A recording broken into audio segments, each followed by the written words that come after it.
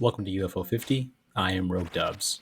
In this series, I'm beating every UFO 50 game in order and providing my thoughts about said games.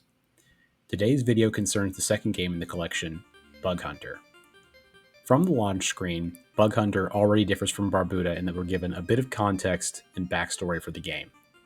The description is quite brief. A quarry on the moon has been overrun with bugs capable of evolving into more threatening forms. We've been tasked with eradicating them. We will be provided assistance in the form of energy cubes that we can spend to unlock modules from our employer.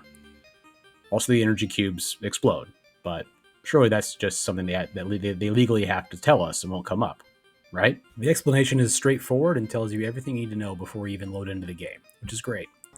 The opening of the game shows us what will happen on each day. Energy cubes are dropped onto the field, and bugs randomly spawn on other tiles. This game works on a grid layout, which governs how you move, where you can attack, and when you are in danger. We're also given a brief tutorial of how to play, which I'll cover for you now. Green modules with M's are movements. Red modules with A's are attacks. There are also blue modules with S's that are special modules, but we'll talk about those later. There are two basic types of movement and attack modules. Ones with solid lines and ones with dots. The ones with solid lines mean you can only move or attack on the same level you're on. The ones with dots allow you to attack on different elevations. So in other words, the only way for me to move onto this tile behind me is to use this module. And if there was a bug standing on it, I would have to use this attack module to defeat it. This is my first run, so I make a pretty silly play here, but at least let's talk about buying modules and special modules. You may have noticed while I was talking that I collected 2 of the energy cubes by moving into them. I then bought this module, which is a special module that lets me lower the ground on a raised tile and raise it somewhere else. This can be useful in some situations, but for the most part, it's not one that I take once I figure out how this game works. I then used the dotted attack module to defeat the bug, even though I could have beaten it without lowering the ground anyway, but I don't realize that at this point in my nascent career as bug hunter. Once you've used all of your modules, you rest, which refreshes them and advances to the next day. At the start of the next day, bugs that are remaining will evolve into a new form with a modifier that adds difficulty. This one converts all energy around it into anti-energy, which will take energy away if you step onto it, and if you shoot it, it will multiply. If 3 of them stack up, they become an egg. If an egg hatches, the game is over. So how do you win? Up here, you'll see the job counter as job 1 and a kill counter. We need to fill this kill counter until it's all the way at the end before either an egg hatches or we run out of time, as in the last day expires without us getting all the kills we need. We need to complete 3 jobs in a row without letting eggs hatch or taking lethal damage. You die in 1 hit if an energy explodes on you, or if a bug attacks you, which there's 1 bug that explodes when you kill it and can kill you that way too. I actually did manage to clear my first attempt at this game by getting all of the kills, so you will see what that looks like here. This is the most emotional that our miner friend gets. When each job starts, he says something like another day, another dollar or something, but I guess he enjoys it enough, that's why he's here, to get a little fist bump action. I would imagine, the pay is pretty good to be risking yourself down here if you could have a job just in the spaceship dropping energy for other people. It's got to be good money, I guess. I forget why I did this exactly. This will be something that we will have to learn more about with UFO 50 as we play it, but I quit to the library menu and went back in and lost my progress. So I got to job 2 on the first attempt, but I think it took me a while to get back to job 2. So we will learn from that.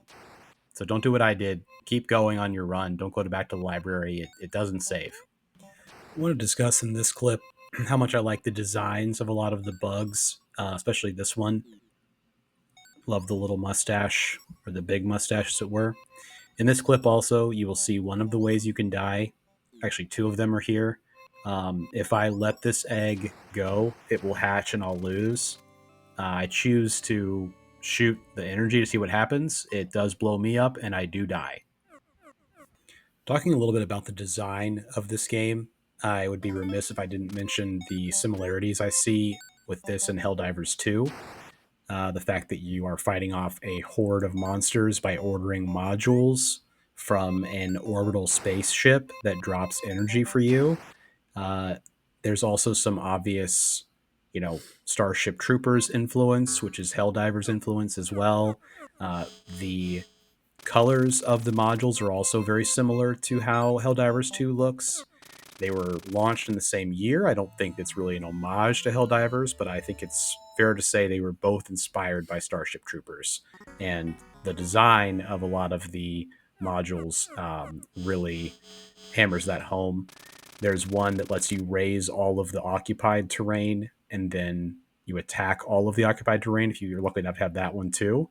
It's a very cinematic, one of the more cinematic module combinations in this game, and it's pretty impressive. And I'd say that it's an obvious Starship Troopers influence there. This is my first foray into day 3, so this is my first attempt at completing the game. Let's see how that ended up.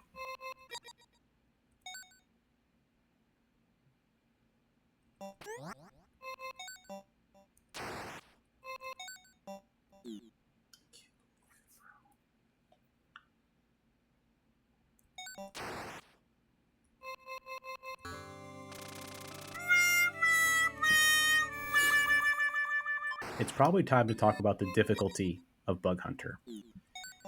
The overall gameplay loop is not particularly difficult per se, but it does rely on a lot of RNG. It relies on the RNG of what modules are available for you to purchase, because those are random. It relies on the RNG of what different enemy bug variant you get, because some of them add a lot more challenge than the other ones. It relies on what kind of drops you get as far as where the energy is relative to your standing. So it can feel very random. It can feel like you don't have a lot of control. But there's a couple strategies you can employ, I feel, that drastically improve your chances of success. This clip combines my two main strategies that I relied on my winning run. I use this module to pick up energy, all energy in a grid, which is incredible. And I'm also storing energy so that I have it if I need it later on. You can also do something where you can use a module like to move somewhere and then immediately exchange it for a different one. And that way you can keep cycling your modules as long as you have the energy for it, and you can keep moving and getting that perfect attack that you need in a situation where you got a bug you can't hit or something like that. Also, finding movement and attack non-specific modules, ones that attack all raised area, one lets you move to a random raised area. Those are really nice to have in a situation where there's an egg that you can't quite get to. So those are the ones that I ended up looking for a lot, to have at least one, and especially getting that module that lets you pick up all the energy. It's a must-have in my opinion. So overall, what are my feelings on Bug Hunter? I would say that while the gameplay is enjoyable, there is a feeling of great disappointment when you do fail. It is a roguelike, like in the sense that you don't unlock anything new. The only thing you gain is knowledge.